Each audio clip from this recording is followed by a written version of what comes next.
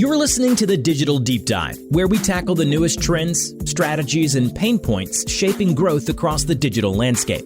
From Amazon and D2C to international expansion, join our host and e-commerce leaders across multiple industries for in-depth discussions on how to maximize your brands in the digital arena. Now, here's your host, Aaron Conant.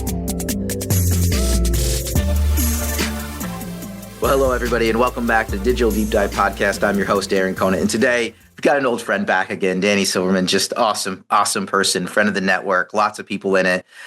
Just been friends for a while now, and we were catching up on a variety of stuff, things that he's working on, things that are top of mind to him, and we just got into this cool conversation around content and SEO and AEO and all this other stuff, GEO. And just decided, hey, why don't we just hit record on a podcast and get this one in before we get 20 minutes into the conversation and we wish we'd hit record. So anyways, before I get that, Danny, you want to jump in, like intro yourself, what you're up to now, this cool stuff that's going on that you see, and then we'll just kind of take the conversation from there. Sound good? Sure. Yeah. Thanks for having me. Things have changed a bit since last we spoke. So I'm now EVP at MPG Market Performance Group over the digital commerce team. Leading Amazon omnichannel, as well as some of our supporting e-commerce capabilities. That's a super exciting company offering end-to-end solutions from brick and mortar all the way through to the top of the digital funnel. So that's what I'm working on now and starting to get to know our clients and having a lot of the same conversations we're about to have, which comes back to, the fundamentals of e-commerce with so much changing. What really matters right now? Where should people be focused, especially when we start talking to people at more senior executive levels who are maybe not in the weeds day to day, but are like, I hear agentic and I hear AI and I hear AEO and GE, like, what does all of this mean? And, where should I be focused right now? I mean, that is huge, right? I think, so I do want to get into all of that, but a lot of it is just explaining to executive teams what they should be expecting, because there's a couple of things at play here. Oh, there's a ton of things at play, but a couple of things that I'm hearing all the time is brands are being pushed AI, and those are the executive teams pushing it down from everybody except for the CIO, right? The CTO, the CSO, whoever it is looking at IT and looking at how many of these new AI tools are being plugged in the network, and they're like, stop plugging things in, right? Those are all security issues, and they're trying to figure out how to deal with that. And so what we have is like this conversation that brands need to have. They're trying to learn as fast as they can. What do I need to have in place for agentic to work? How do I show up in AEO? How do I explain what GEO is? How do I do all of these different things, learn them, and explain them to an executive team, and then explain the potential risks so I can push through whatever I need to get pushed through, or wait for security issues to be, I guess, resolved with this new tech that's popping up. And it's at the same time we're in Q4 and they're trying to plan for next year. They're trying to wrap up, Turkey 5 or Turkey 12 or Turkey 25, whatever it is now, and wrap up the end of the year. By the way, they still have, the rest of their own personal holiday shopping and everything going on. Yeah. So I know that was a bunch to kind of throw at you, but what advice do you have for how people should address that with their executive teams and the things that they should be highlighting? Yeah. I think it's always helpful to go back to basics, especially if you're talking to the C-suite or a board who are not as e-commerce savvy. I've been full-time e-commerce since 2010. I've been working with Amazon since 2006. And there are a few fundamentals that absolutely have not changed. And that is, there's how do you drive sales? It's traffic times conversion. There's lots of different formulas out there and in stock and price and, AOV and all these other things. But at the end of the day, you got to find a way to drive traffic to your listings, and you have to make sure that your listings are optimized to drive conversion. Everything from there is just variations on a theme. And yes, technology has changed, and we need to understand how technology is working today. But if you're trying to explain it at the most basic levels, I would always start with traffic times conversion. And from there, you can start getting into things like having the right product assortment, having the product available, and having the content that sells it. And then your ad strategy and execution that promotes and drives people to those pages. Fast forward to today, if I then had to simplify what's happening right now on the advertising side, it's all about automation in full funnel advertising, or at least the promise that Amazon is selling and sold at Unbox. And on the other side, it's the impact of AI, both agentic commerce and how to optimize for it, as well as what it means to your own jobs and how to do your job day to day. There's always two sides to AI, the kind of the consumer or customer facing side of it, and then the internal facing side of it of how to be more efficient with my time. And what I'm saying on the ad side is, I think everybody came away from Unbox intrigued and excited, but also skeptical. So Amazon was talking about how ultimately agents and AI are going to automate the full advertising funnel and make everything more accessible and democratized. And that's wonderful and that's great. And it's a great aspiration to get towards. I think the caution is always that Amazon will build for Amazon, and they'll build through their lens and through what they understand. And you cannot replace the human understanding of your own brand and what drives it and what your own brand priorities are. And there is a level of human interaction that is required, strategic thinking and understanding, to be able to use those tools more effectively. So use it cautiously, but keep in mind that anything Amazon brings you is through the Amazon lens. Nonetheless, incredibly exciting. And then the simple way that I explain the AI side is we're moving from a keyword world to a contextual world. So before, everything in search and advertising was keyword driven, and there were, the God keywords in every category that everybody fought over. And what's shifting is more this contextual content, which is not the keywords that help people find your products, but the information they want to know about it. Who's this product for? How do I use it? What's the experience like when I use it? And that materializes in your A+ content, in your FAQs, and of course, off Amazon and across your digital assets and across your digital funnel. That's kind of like the two kind of big themes that I talk about when I'm meeting with executives and kind of trying to simplify it so they can have a message to take to their board. Yeah, I mean, there's a couple of things strings I want to pull there. One is, Amazon is building for Amazon 100%, right? And they're going to optimize it for their overall profitability as a whole. And one of those things that I run into, and I see a lot, is these AI tools that I come across and just get connected with them from brands quite a bit now, is they're fantastic with that use case. So they've partnered with a brand and they've partnered with that brand and they've worked with them for 6 to 9 months on the integration and dialing everything. And we'll say, getting it to kick out ad copy or getting it to kick out imagery or video.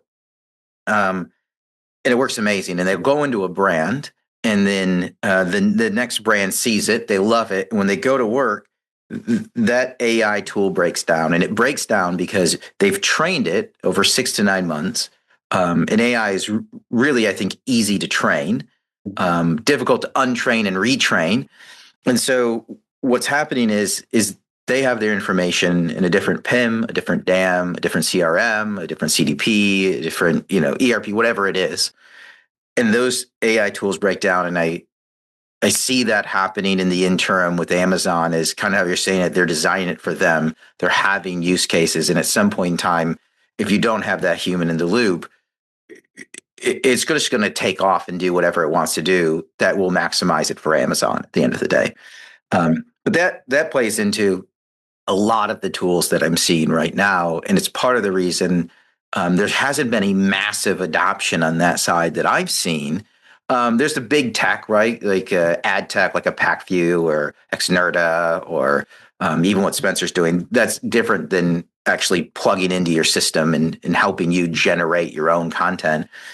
But I've seen that there's not been a massive adoption there internally, because every single company has their data in a different spot in a different format, and it just kind of breaks down at that point in time. Yeah. And the thing of it is too, is that I saw a really interesting post. I wish I had bookmarked it because I don't remember who pointed it out, but anybody who's saying I've cracked AI and I know how to do contextual commerce and make your brand show up, there's just no way, because AI is so customized and so specific to you and your usage and your prior history that it's almost impossible to be truly fully AI optimized the way we got it to almost a science, but still art in the world of SEO. And you're right also about sort of that drift. Like I always like to point out to people, I'm not putting my head in the sand. I'm not saying AI won't get there. But if OpenAI still can't get rid of the telltale M dash, no matter how hard they try, and I had one show up today in one of my ChatGPT responses after Sam announced a week or two ago that they figured out how to get it out. You can't tell me that these solutions are like truly ready for prime time and can be relied on every single time to give you what you want. Anybody who's done has any sort of vibed with ChatGPT or any of the AI tools knows that after a few prompts deep, you've got to start over because it just starts degrading more and more and more. So the tools are awesome. The productivity tools are fantastic, but you have to have that human in the loop. And I don't see how that's ever going to change. There's some element that will always require human ingenuity and human ability to kind of bring messy facts together in a way that you just can't replicate with a machine consistently.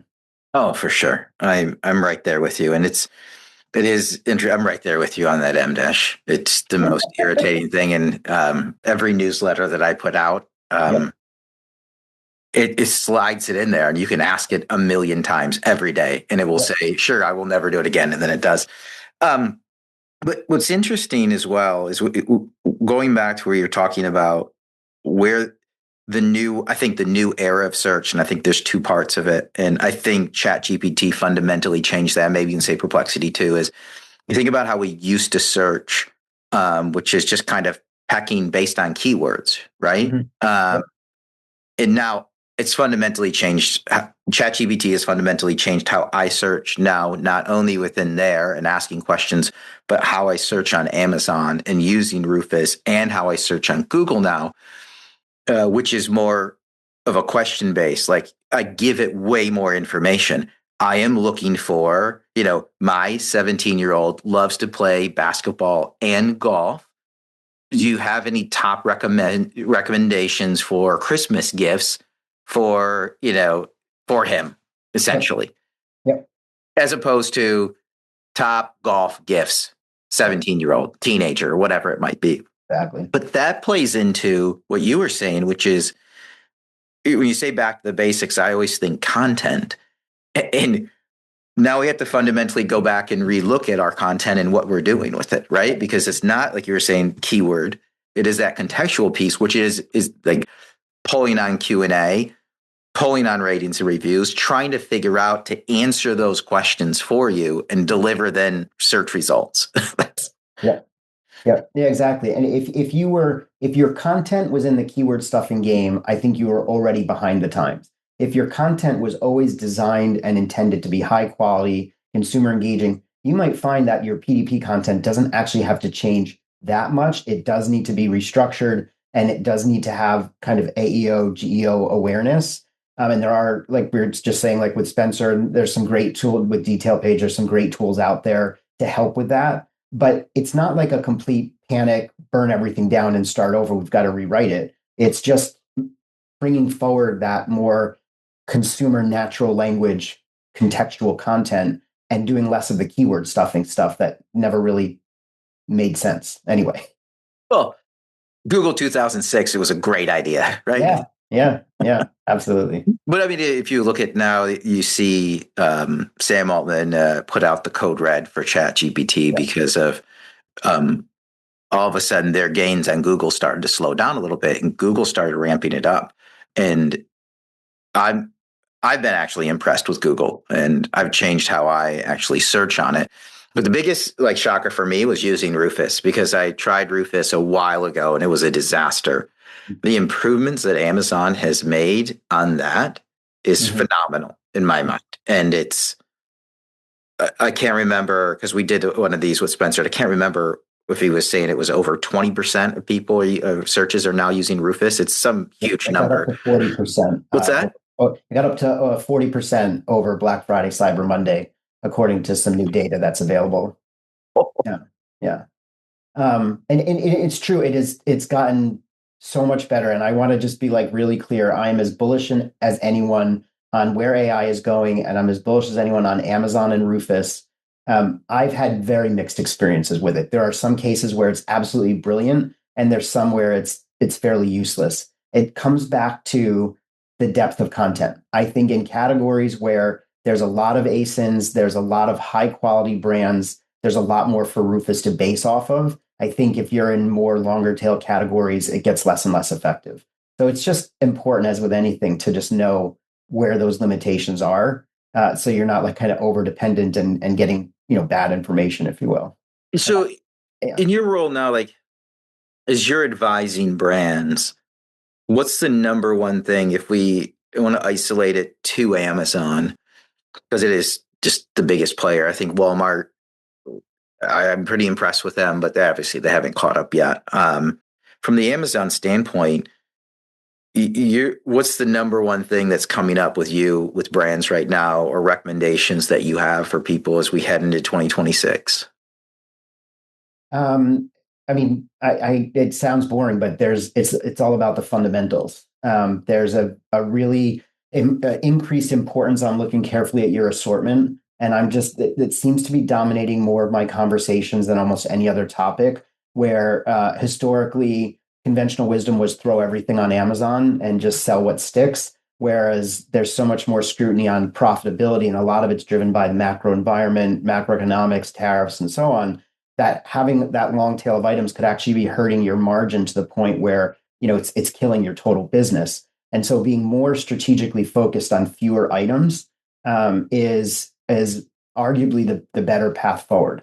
I've analyzed businesses where a client was peanut buttering their spend across, call it 80 ASINs, against a competitor that was focused on one or two and couldn't figure out why they weren't winning. The algorithm loves the focus and that specific focus on fewer items, because you're putting more spend into it. You're more consistently there. You're more consistently in the auction. And so understanding that about the algorithm, at the end of the day, I've been saying this since like my whole career, but Amazon is still one item at a time. It's based on a catalog model like Sears from 1980, one page at a time. And you got to kind of still be thinking about each item on its own. So understanding that assortment, what items are making you the right margin and driving the right priorities for your business, and focusing, almost, like without distraction on those fewer ASINs.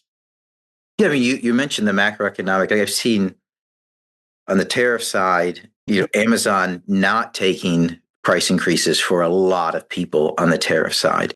And in the cases where they start to entertain it, and there's some brands obviously that are big enough they can just push it through. But for a lot of people, Amazon's coming back with a guaranteed margin. Basically trade-off is we'll give you a price increase, but give us a guaranteed margin. Mm-hmm. And I've always been leery of giving Amazon a guaranteed margin, just because they use it uniquely, right? Is they're doing it on an item by item basis. So they could really, really win on one, lose a little on the other, and they'll take all the cash from the one, but then they'll come to you to make up the margin on the single item. Yeah. I mean, that has more people than ever going the third party route. Yeah. Right? And I think that's part of the reason I think it was a perfect time for Pattern to go public. If they were going to go, now's the time, because there's this massive push to the third party side. Some people can do it on their own. Some people have to use, a strategic third party reseller. But I think it's a very, very interesting time right now. And I don't know if you have any thoughts, like as I play it out in my head. I mean, Amazon for a long time, if you look at it, they're making enough money on AWS. They're making tons of money on advertising. The vendor model where they're holding inventory and they're responsible for it makes sense for certain categories. But for others, why not take the pure profit of just your marketplace cut? If you ever need more storage space, you don't own it. You can push it back out of your fulfillment centers, reclaim it during holiday season for whatever items you want. I don't know if you see it like the same way, but yeah, it seems like there might be a push for brands to go third party, and Amazon's okay with it. I mean, I've got $80-90 million brands that Amazon is like, go ahead, go third party, which is, I don't think would have happened a few years ago. No, it's definitely true. Going back to your earlier point first on the guaranteed margin, for anyone who might not have tracked with that, point being, like, they're going to Amazon and saying, we're raising our price to you, and Amazon saying, that's fine, but I want guaranteed margin. But what they won't do, of course, is guarantee where the ASP, where the buy box price will go, because they're price matching the lowest price in the market. So why that's killing brands who agree to it is they have to guarantee that margin, even if Amazon's algo drops that price 20%. And that means that that price drop just got shifted from Amazon's pocket to the vendor's pocket. And we shouldn't, shifting to 3P, shouldn't think that 3P aren't impacted by Amazon's pricing as well. If there's a lower price in the market, they'll just suppress your buy box.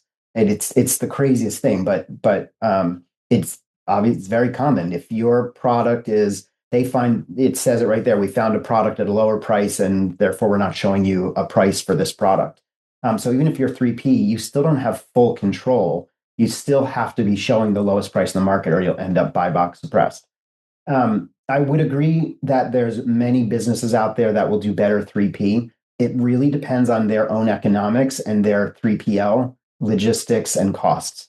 I do have clients who've looked at the analysis and 1P is far more profitable for them just because Amazon's picking up the shipping costs and not 100% passing it through based on how their co-op agreements are structured.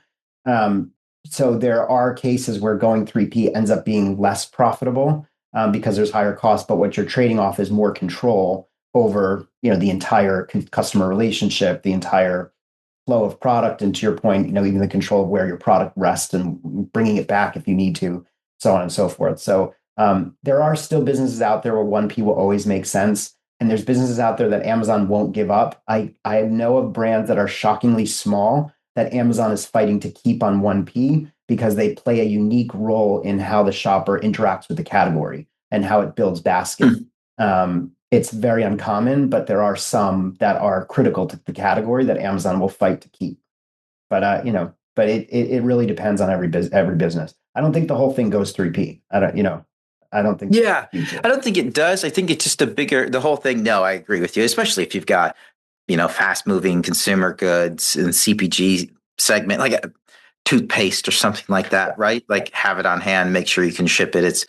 But I've just been shocked over the past, I don't know, I'm not quite a year, but maybe 9 months, how many brands have moved from Vendor Central to Seller Central, and the size of the brands and how Amazon has pretty much been okay with it.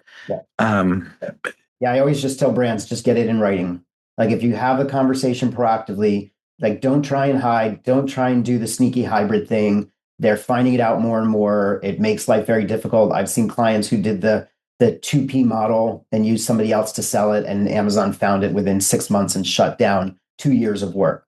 If you're going to be upfront with Amazon and Amazon's good with it, just get it in writing, because when you go over to the 3P side, inevitably there's going to be blockers and issues and challenges, and you're going to need the documentation that you have the permission to make that switch. Yeah, I mean, I think the amount of warehousing space. I should have Corey from Da Vinci Micro Fulfillment back on. We should chat about that, because when you're going that route, having the ability, if you do get squeezed out of FBA, which does happen to brands during the holiday season, if you're not really a giftable or fast moving item, having somebody that can do same day, 1 day, 2 day, seller fulfilled prime shipping capabilities across the US becomes now essential, because you want the prime badge at the end of the day. And so even if they do give you warehouse space, if you have a banner year, you can't get inventory in time. I mean, we're at a critical point in the season right now where if you run out of inventory, there really isn't enough time to push more into Amazon. You might get it, but if they start getting backed up like they have in prior years, and I have some super giftable clients, they'll do the majority of their business for the year in the next 2 weeks. And it's all about having enough inventory in there, because we know we try and ship in it like we did. We actually tried to ship more in. We got about 30% of what we wanted to send in approved, and the rest of it got blocked. So that micro fulfillment option is key. Yeah. I think that's a great. Yeah. I think that might be the next one. Probably when we wrap this conversation up, I'm going to give Corey a call, because it might be too late for this year for sure, but I want to have him walk through significantly what's changed over the past years and the impact over the past year and the impact it's had on brands as a whole. Because I have right now, brands are flat year over year. They're feeling really good. We just did a webinar yesterday with Udayan over at NetElixir, kind of recapping what happened over Cyber 5. And there was a significant amount of uptick in orders, but it came with drastic discounting. So there's actually growth, which is great year over year. But the discounts were quite deep. And a lot of that, I think, is people trying to move inventory because they don't know, as the old non-tariffed inventory, if you have it, is now gone. Tariffed inventory is hitting. Prices have to go up at the store level. It's just not going to move as fast. It's just not going to move as fast. So how can they relieve that inventory, get the cash in so they can then readjust everything for next year and forecast and then put those down payments in. So yeah, I'll be the annoying marketing guy who has to point out and state the obvious that it points to increased necessity to try and get away from the promotional cycles. And that happens if you have a differentiated product. So you love to say that and wave a magic wand and say, yes, my product is differentiated and so many brands out there are not enough. But the truth is, if you're truly differentiated and have a strong value prop and your content is strong and your reviews are strong, you can be a little bit more resistant to needing to price promote in order to move inventory. Yes. I know it's the annoying thing, but it's got to point it out. Yeah. Everybody wants a differentiated product, right? It is also funny when I'm talking to the brands that they're trying these different marketing techniques. One of the cool things for these AI tools that are popping up is to help identify who your actual target demographic is, who's actually buying the product, because you have the ideas of who you're marketing to. Yep. Right? You have the absolute idea. And then you'll have, when you do the deep analysis, you realize you were off by like 15 years in an age demographic.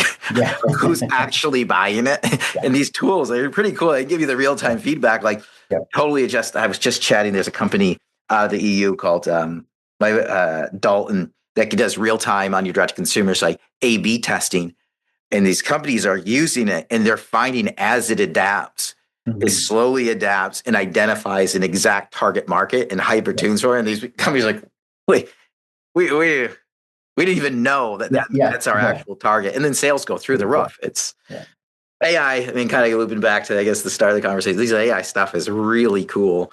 But I think we're ways away from this state where you could take your brand guidelines, current creative, and feed it into the system. And the system ingests it, creates the content, on-brand content for Meta, right? For TikTok, for Amazon, for Walmart, for your direct-to-consumer site. And it's sending out in real-time A/B testing everything, including the content on your site to optimize for everything. And all you had to do was put the inputs in. That's kind of like a dream state. We're a ways away. It's moving fast, but that, like we said up front, that human in the loop is so critical to making sure that it's staying on task, that it's staying on brand, that it doesn't drift, doesn't lose focus. And there's some good tools that are getting better, but we're not there yet. What are you most excited about as we get to the last couple of minutes here? What are you pumped about? Well, you're in this new role, which is pretty amazing, right? I think it's perfect for you. What are you most pumped about for 2026?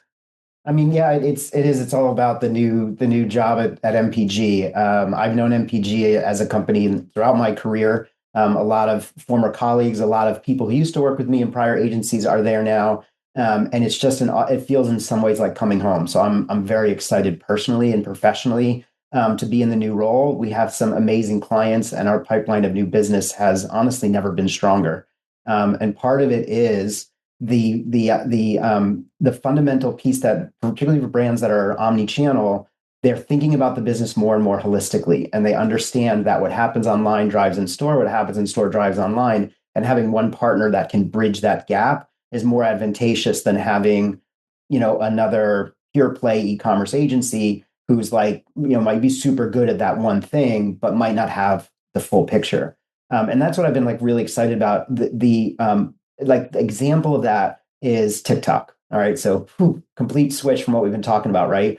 But what everybody's been learning over the last, call it 6 to 12 months, is that TikTok Shop is not about TikTok Shop. It is for some brands if you can get it to go viral. It's kind of the rare thing, but it happens. But with the really big uptick is on Amazon and Walmart. When you post on TikTok, whether it's shoppable content or social content, you see that lift over on your e-commerce sites. So having the capability to have the right content, the right execution, do it across the funnel and have it show up in retail and in your e-commerce sales, it's just a really exciting ecosystem to be working in and not kind of feeling like we're only a piece of the puzzle. And I think that's the future of where you need to go with e-commerce in general, is having more of those capabilities, more consolidated, and really understanding your consumer and what drives them across the funnel, whether it's a 3-minute funnel in ChatGPT or it's a 2-week purchase process or even longer. Understanding how they engage and where to engage at the right time is just more critical than ever. Yeah. Well, awesome. Danny, thanks so much for your time today. Always a pleasure having you on. Super pumped for you and the new role and MPG and everything you're doing over there. With that, we're going to wrap up this episode of the Digital Deep Dive. Thanks everybody for listening in. Thank you.